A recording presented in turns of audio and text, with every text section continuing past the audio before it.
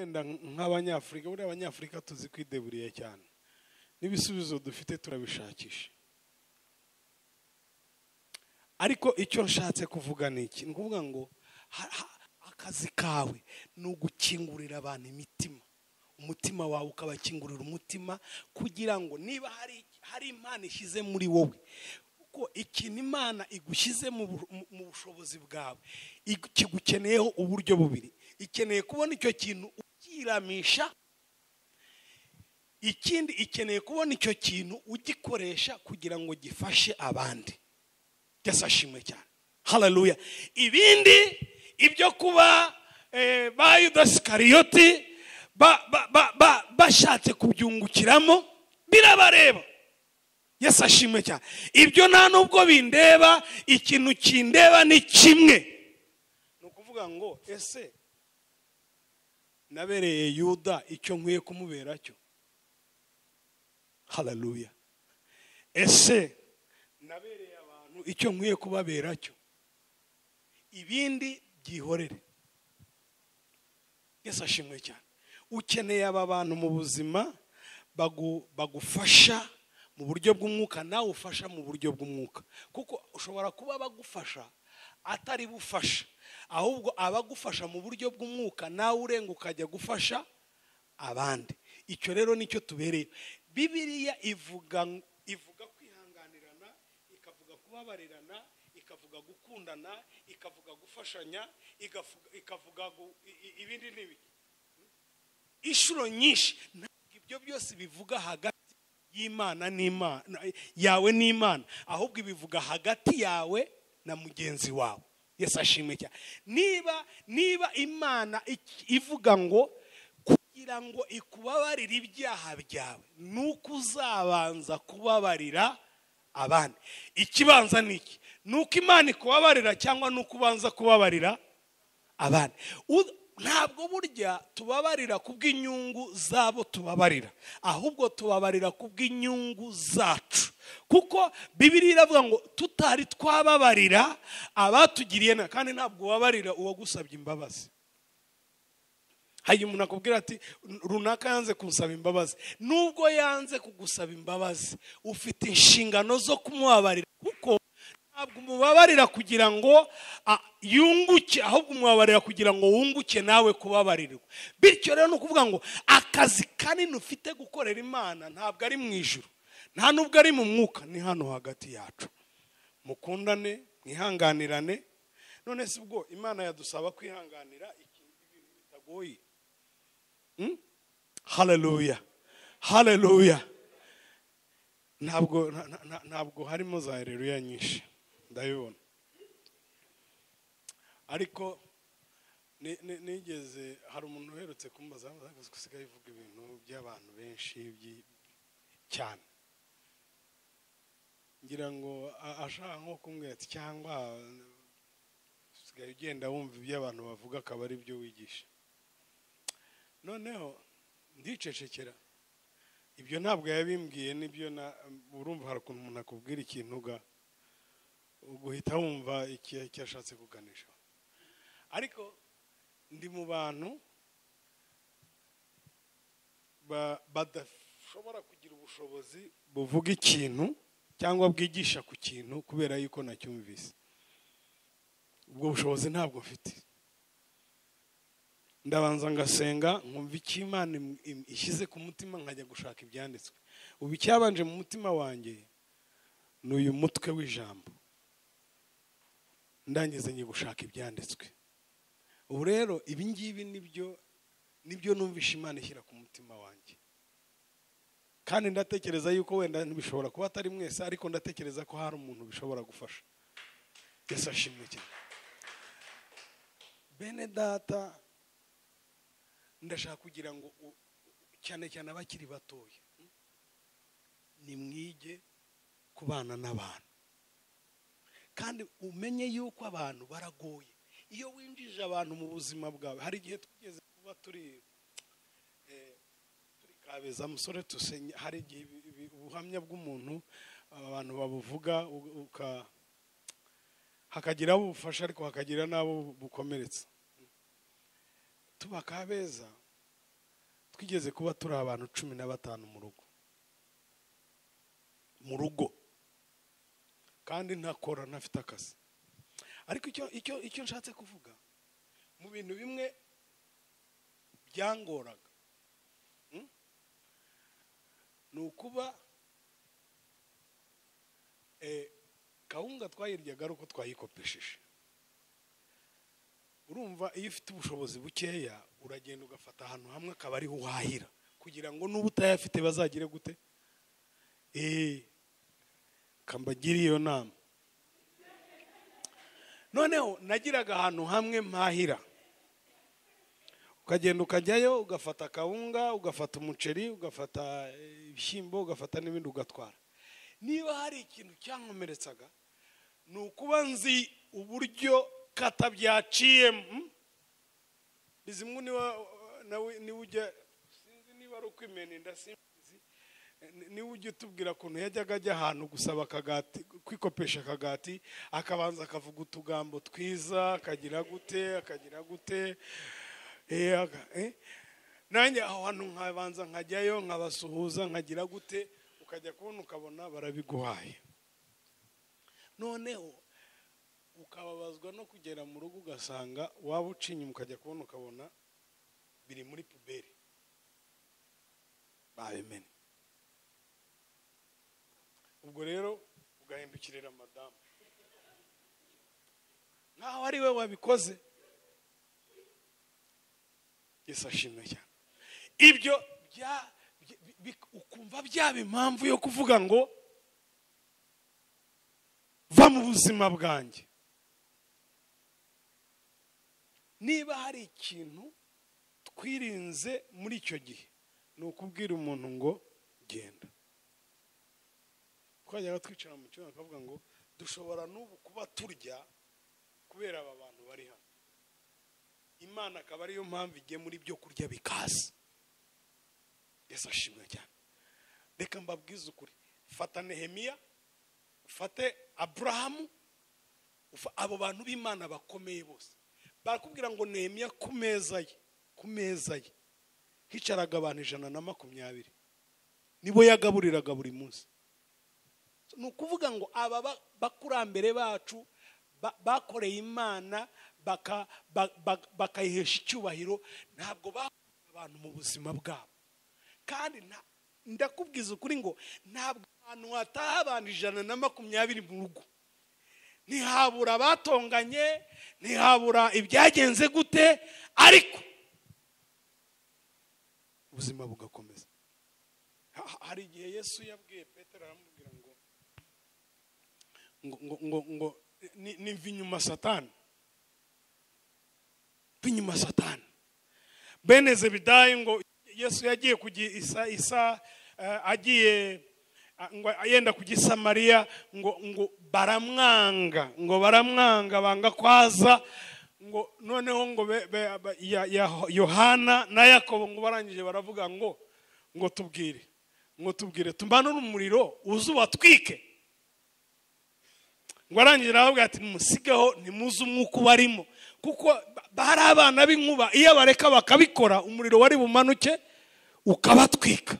Yesu ashimwe cyane. Utwo n'utuntu bagendaga bakozanyaho na Yesu, ariko akavuga ati nimuze dukomeze tugendane. Reka nkubwire mwene data, inshuti yanjye, ukeneye abantu iruhande rwawe abagufasha mu buryo bw'umwuka, abagufasha mu buryo bufatika.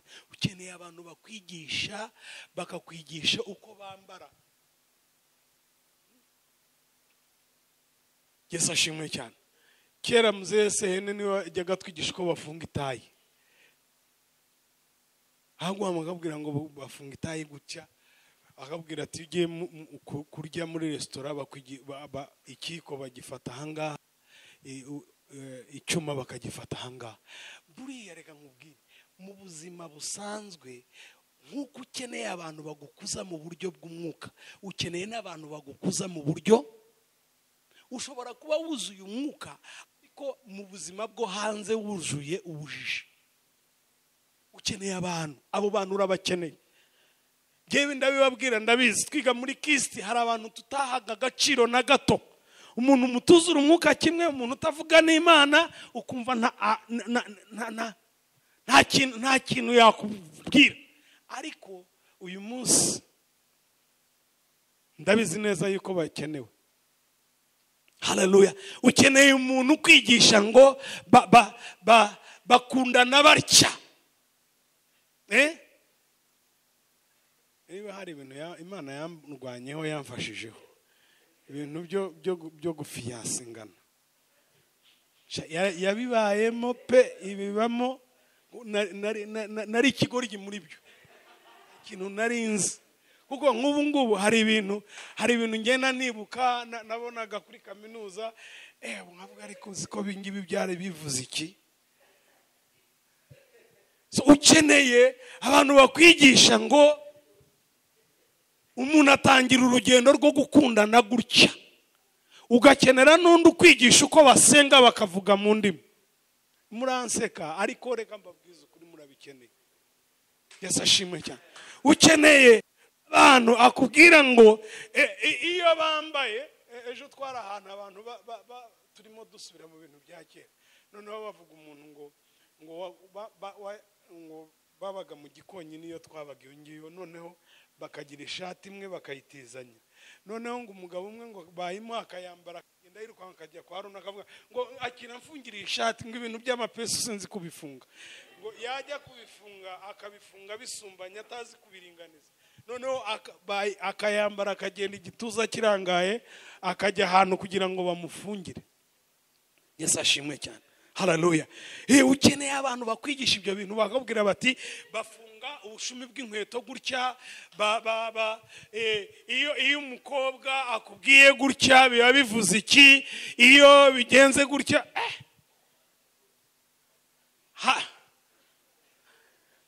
Yesu ashimwe cyane. Reka mbabwire, murabizi yuko tuzajya mu ijuru, ariko hano dutuye hehe? Mwisi, kandi tubana n'abantu. Yesu ashimwe cyane. Abantu batari bashaka, reka mbabwire aka kantu. Usibye nk'abo Imana yagiriye neza nanjye ndimo, mu by'ukuri sinabitinzemo, ntabwo nabitinzemo. Nibuka n'umuntu umwe nagiye ndamubwira arambenga, aranga, yanze njya kwa madamu. Ariko hari abantu nzi byagoye, ariko bitabagoye ku kindi. Reka buriya aba bana b'abakobwa tubana nabo, wenda reka ibi byakabaye biri nko mu workshops, ariko reka mbivuge. Buriya mwa basore mwe muri hano mwibwira ngo buriya arakwiga akakwiga neza ku buriya avuga ati uyu nguyu ntitwabana. Mukuzura umwuka, ariko kureba agasanga utamubera umugabo. Ukuvuga, uko witwara, ibyo ntabwo ari ibintu byo mu mwuka. Yesu ashimwe cyane. Noneho hari abantu nzi byagiye bavunwa no kuba azi neza ko umuntu bakundana, bajya yamubwirije mukamubwira ati oya nibyo birisubizaho. Nk'umuntu wambenze ni umuntu twari twariganye tuziranye, mukanje yavuga ntabwo bishoboka. Ndamubwira rero mbabarire bigarukire hano, kandi koko nta nubwo nongeye kubizana, ubwo twakomeje ubuzima bw'umwuka. So menya yuko nagize ne. Yesu ashimwe cyane. So icyo nshaka kubabwira, ukeneye abantu bakwigisha, bakakwigisha n'ukuntu bambara, n'ukuntu hari ibintu tutakigisha kubera yuko turi mu mujyi, ariko mu by'ukuri abantu mugendana ukeneye abantu bakwigisha. Ahubwo iyo umuntu akubwiye gutya umusubiza gutya. Jewe ntabwo nari nzi yuko uyu muntu akubwiye ngo wambaye neza avuga ngo merci, ntabwo nari nzi. Numvaga none se nirambaye neza nyine, se tubirahagije, none se ko atanyambitse, ko atagize gute, nkumva ntabwo bindeba. Inshuro nyinshi ngacece, ariko ubu banyishije yuko iyo umuntu avuze ngo wambaye neza cyangwa urasa neza umusubiza ngo urakoze. ukeneye abantu bakwigisha ubuzima bwo hanze hano, bakakubwira bati ibintu bigenda gutya, bigira gutya, abantu basenga bitwara gutya, abantu bubaha Imana bagira gutya. Wifata abantu ngo bakure mu buzima bwawe ushake kubaho wenyine, ntabwo byashoboka. Ntabwo nta hantu wagera. Hari umusaza bamwe baramuzi, umusaza witwa Kabarisa yitabye Imana. Bakizwa mu gihe cyabo, bakijwe bumva ikintu bita gushaka kitavugwa. Ndetse ngo n'umusore yabwira umukobwa bari kumwe, yamubwira ati ndagukunda, akavuga ati mu izina rya Yesu waguye. Noneho bibaho. Bukeye rero aho bahuriye na Pastor Rucyaba abigisha ko ibyo bintu bikwiye. Niba uri umugabo ukwiye kugira umugore. Barabyumva. Ariko niba hari ikintu cyajyaga kimbabaza, nyuma baje kubyumva arashaka uwo musaza. Niba hari ikintu cyambabazaga, twajyaga tujya mu ishuri rya Bibiliya, ukabona umuntu w'agasaza, uruhara rwaraje, nibwo afite akana k'agahinja agenda kuruye gutya. Ugasanga ibintu wakabaye warakoze mu gihe cyabyo waragibwe kubera yuko vuga ngo jyewe nuzuye umwuka. Kuko ntabwo wabonye ababikubwira. Niyo mpamvu nkubwira ngo ukeneye abo bantu. Niba ugeze mu gihe wikwikingirana ngo ujye mu cyumba wuzura umwuka, urumva frere? Ukeneye abantu bakugira inama, bakakubwira ngo iyo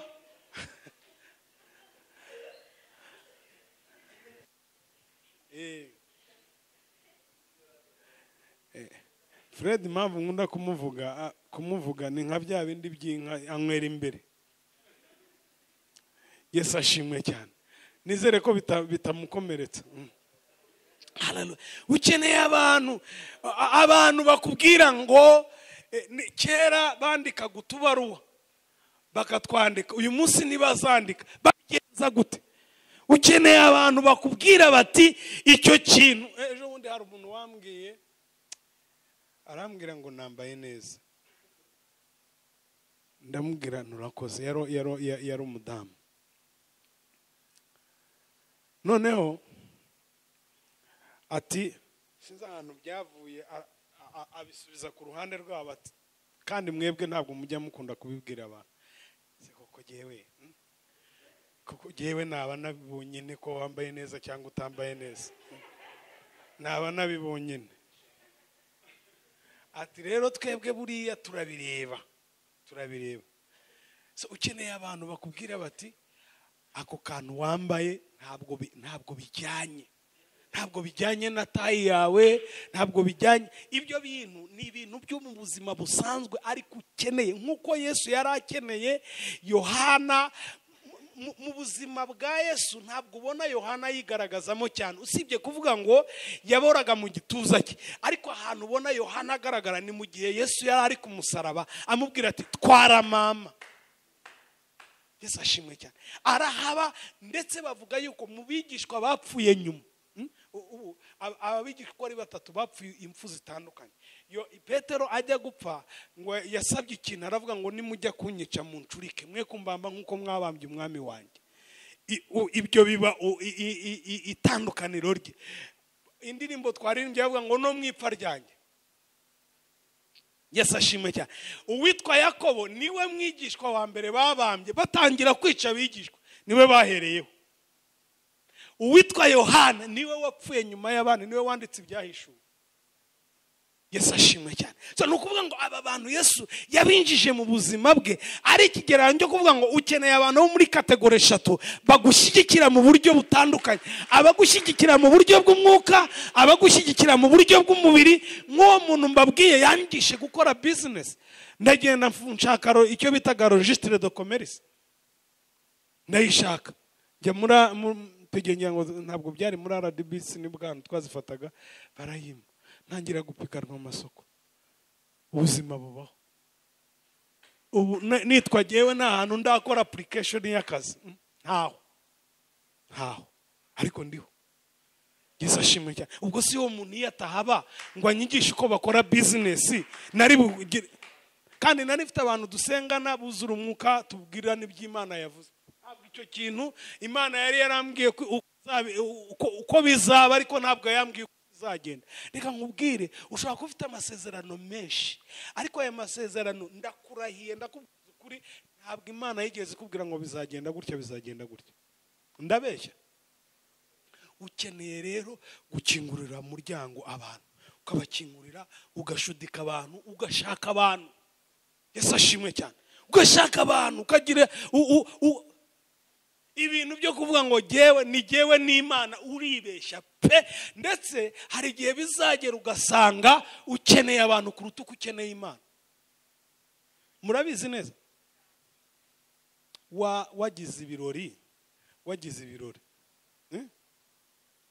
Yesu ashimwe cyane, ukagira ibirori wakoze nk'ubukwe, watumira abamarayika, watumira Yesu ashimwe cyane. Reka uku ni ukuri, utumira abantu. None se utumira abantu ukajya ukabona umuntu aradutse araje kubera yuko afite ubukwe, akaza akavuga ati muzantahire ubukwe nashaka ko mumfasha. Tujya tugira ibibazo hano. Umuntu yajya gukora ubukwe, kera twajyaga twitangisha hano, tukitangira abantu, tukabitangira, wowe tanga yatanga. None tugeze dusanga birateza intambara. Umwe aravuga ati mfite ubukwe, abantu bagahaguruka bose bakavuga bati turagutwera.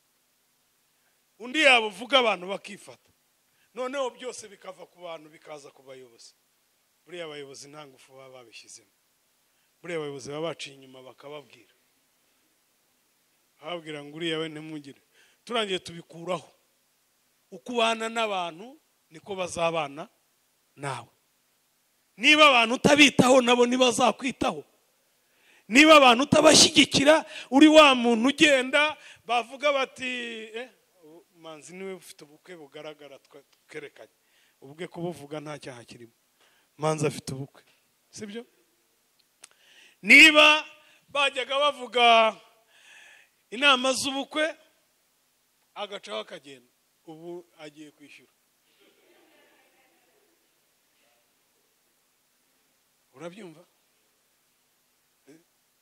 Kuko abantu nibubonera mu Imana, abantu nibubonera mu kuboko kw'Imana, abantu n'Imana igutabariramo, abantu n'Imana igukirizamo, abantu n'Imana ikuzaniramo ihumure, abantu nibo bagutabara. Nibona wanaguye no mu mwobo, Imana izakoresha abantu bagukureyo. Yosefu bene se bamutaye mu mwobo yakuwemo n'abandi. Abantu n'ahantu wabacikira niba ushaka kugendana n'Imana. Menya kubana n'abantu, shaka abantu, gira abantu, kingura imiryango, kandi ube mugari cyane. Umenye yuko iyo winjije abantu bawinjije n'abagukomeretsa. Hari umuririmbyi wa Uganda waririmbye ngo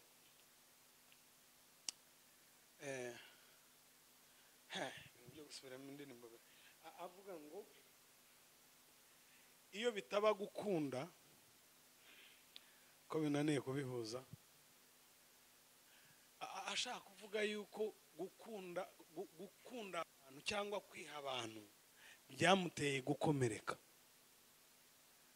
Yesu ashimwe cyane. Uko urushaho kugira abantu benshi mu buzima bwawe, niko urushaho kugira abagukomeretsa benshi. Yesu ashimwe cyane. Ubu ngubu twebwe nk'abayobozi,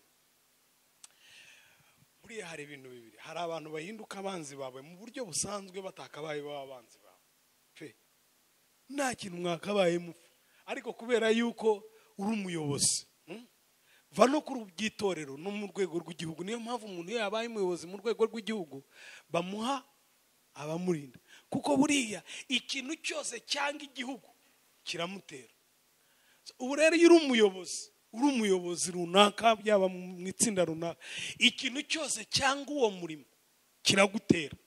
Nubwo mu buryo busanzwe ushobora kwibaza, ntuza uriya umujenerali wa Uganda bamurashe, sinzi niba aka video ke mwarakomeze, yavuga ngo nabakoze iki? Mwarakumvise? Ntabwo bamurasa kuko hari uwo yambuye, ntabwo bamurasa iki, nukubera inshingano arimo. So hari ibintu bizagutera bitagutera kubera yuko hari icyo wabihemukiye, ariko kubera inshingano uhagazemo bikagutera bikakurwanya. Ariko ibyo ntabwo bivuze ngo ukinge imiryango wirukana abantu mu buzima bwawe, ubwira abantu uti musohoke mugende muve mu buzima bwanyu. No, ni wirukana abantu uzaba wirukanye Imana.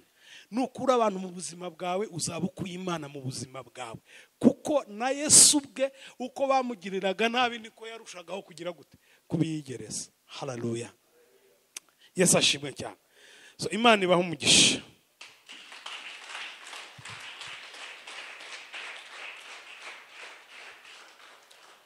Data, mu izina rya Yesu turagushimye, turaguhimbaje ku ijambo ryawe, tugushimiye igihe cyiza wadugeneye imbere yawe, turaguha icyubahiro Mwana. Turakwereka iyi project Papa kugira ngo udufashe, tujye imbere, uprovidinge kugira ngo dushobore kuyubaka, kugira ngo izina ryawe rihabwe icyubahiro. Umugisha iteraniro ryose mu izina